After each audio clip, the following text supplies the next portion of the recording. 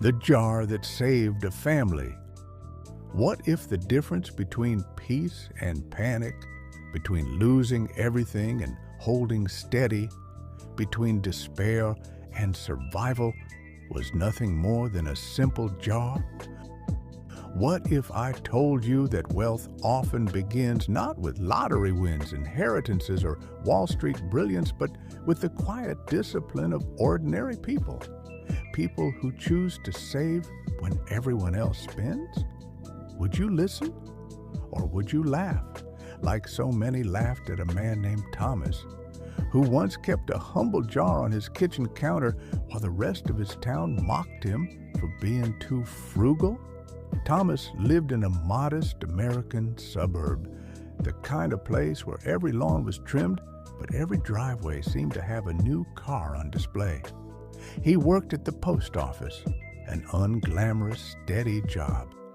His colleagues were friendly enough, but they lived by a different code.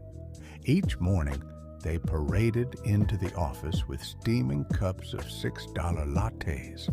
At lunch, they ordered takeout burritos, salads, or sushi, spending without a thought.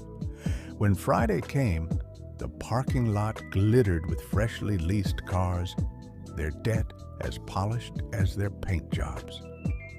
But Thomas was different. Each morning, while his co-workers tapped their credit cards at the cafe across the street, Thomas carried a brown paper bag. Inside, a sandwich, an apple, sometimes leftovers from dinner. His coffee came in a dented travel mug, brewed at home for pennies. "Come on, Thomas," they teased. "Life is short. You can't live on peanut butter sandwiches forever."